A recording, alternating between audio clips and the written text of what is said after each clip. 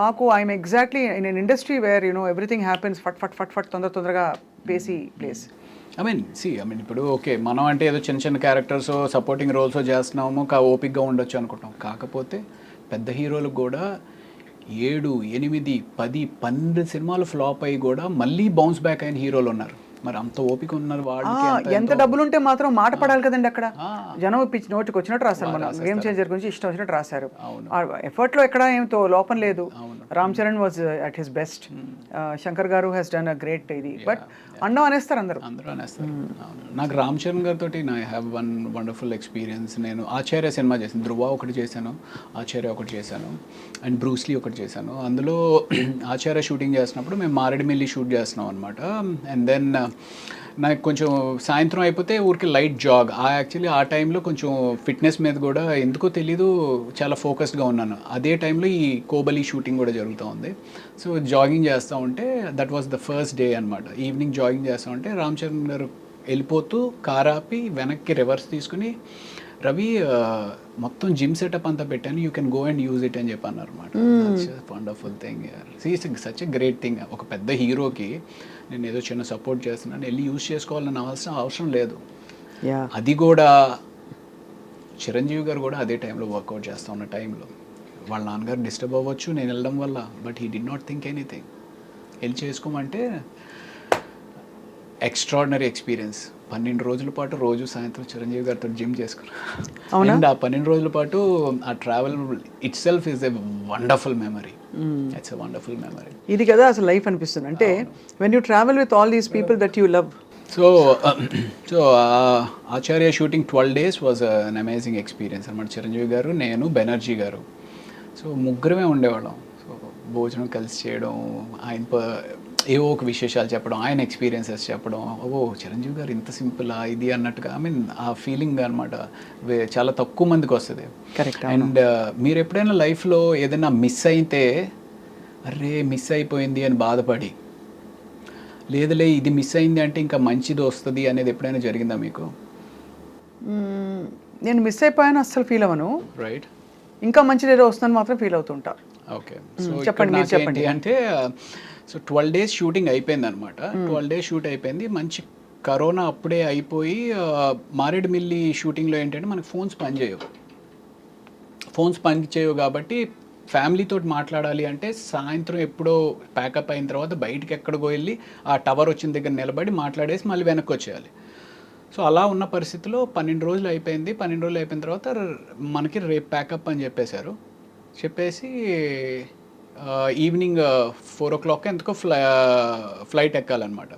So లేదు అదే రేపు అయిపోయినప్పుడు సో నెక్స్ట్ డే 4 o'clockకి బయలుదేరిపోతున్నాం అన్నట్టుగా ప్రిపేర్ అయ్యి ఉన్నాం. ఆ రోజు ఏదో ప్రాక్టికల్ ఇష్యూ వల్ల షూట్ కంప్లీట్ అవ్వకపోయేటప్పటికి ఇంకొక 1 day ఆ లొకేషన్ ఏదో ఫైనలైజ్ అవ్వాలి, ఇంకో 2 days ఏదో ఉండాల్సి వస్తుంది పరిస్థితి అన్నట్టుగా చెప్పారు. అరే ఇప్పటికే 12 రోజులు అయిందిరా, సరిగ్గా ఫోన్ కూడా మాట్లాడుకోలేకపోతున్నాము, ఇంటికి వెళ్ళిపోదాం అనే ఒక మైండ్ ప్రిపేర్ అయిపోయి ఉంది అని చెప్పి డల్గా అలా నన్ను నేను జిమ్కి కూడా వద్దులే అనుకుంటూ సరేలే అనుకుంటే ఈడ్చుకుంటా నా బాడీని తీసుకుని వెళ్ళి ఆ జిమ్లో పెట్టా. చిరంజీవి గారు అప్పుడు జిమ్ చేసుకుంటా ఉన్నారు. ఏంటి రవి మీరు వెళ్ళిపోతారన్నారు కదా వెళ్ళలేదా అంటే, లేదు సార్ అదేదో షూటింగ్ పోస్ట్ పోన్ అయిందంట కదా సార్, మేబీ ఇంకొక రోజు ఉండాల్సి వస్తుంది అని చెప్పి అంటున్నారు సార్ అని చెప్పేసి అన్నా. అవునా సరే ఓ పని చేయి, రేపు నేను 3 o'clockకి ప్రైవేట్ ఫ్లైట్లో వెళ్ళిపోతున్నాను, నాతో వచ్చేయన్నారు. Can you imagine that? Chiranjeevi గారితో ప్రైవేట్ ఫ్లైట్లో. So that was an awesome. So yeah that on in hindsight I would say that is a beautiful thing. ఏంటంటే ఇలా ఎందుకు జరిగిందంటే ఒక కారణం ఉంటుందని తెలుసుకోవడం, అలా జరుగుతుంది. అలా మీకు ఒక బ్యూటిఫుల్ ఎక్స్పీరియన్స్ వెయిటింగ్ కాబట్టి ఈ డిలే జరిగింది. అవును, కాబట్టి ప్రతి డిసప్పాయింట్మెంట్ తర్వాత ఒక అద్భుతం ఉంటుంది. It's great thing. సో ఇండస్ట్రీకి వచ్చి ఎంత కెరియర్లో సక్సెస్ అయ్యాము, లేకపోతే ఎన్ని అవార్డులు సాధించాము, ఎంత డబ్బు సంపాదించాము అనేది పక్కన పెడితే ఎన్నో ఒక హైస్ని చూసి జీవితంలో ఎంతో నేర్చుకుని జీవితంలో ఎంతెంతో సాధించిన మహా వ్యక్తులతోటి ట్రావెల్ చేయగలిగాం. అది చాలా పెద్ద మెమరీ అవుతుంది మీకు, మెమరీ బుక్. అండ్ దానికి తోడు మీకు supporting wife and family, correct, చాలా. And also lot of good people in your life. Right. It reflects your goodness also, Ravi Prakash garu. Maybe so అది we look forward to seeing you more and more on screen. Thank you. నేను actually interviews అంటే పెద్ద YouTube interviews ఏముంటుంది, నీ private లైఫ్ని తీసుకొచ్చి public తోటి share చేయాలి, అంత ఇంట్రెస్ట్ వాళ్ళకి ఏముంటుంది నా ప్రైవేట్ లైఫ్లో అనే ఒక చిన్న దాంతో ఎక్కువ చేయను. బట్ మీరు కొంచెం ఇంటలెక్చువల్గా ఉంటుంది, మీతోటి మాట్లాడడం కొంచెం ఎంగేజ్ చేస్తారు అనే ఒక ఉద్దేశంతో ఓకే స్వప్న గారితో అయితే చేద్దాం అని చెప్పి వచ్చానండి. I hope I didn't let you down.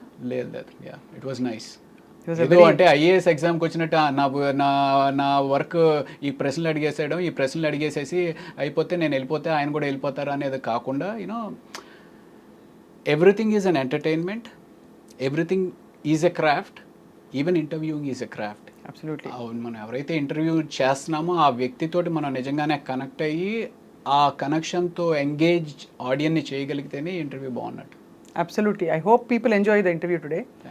And the same. మళ్ళీ మీరు ఇంకా త్వరగా డిఫరెంట్ రోల్స్ చేస్తూ ఇంకా ఎక్కువ కూడా మా ఐ డ్రీమ్ స్టూడియోస్లో కూడా అప్పుడప్పుడు కనిపిస్తూ ఉంటారని ఆశిస్తున్నాం రవి ప్రకాష్ గారు. ఏదైనా మంచి ప్రాజెక్ట్ చేసి డెఫినెట్గా మీకు మళ్ళీ కనపడతాను. తప్పకుండా అండి. Thank you so much. Thank you. నమస్తే.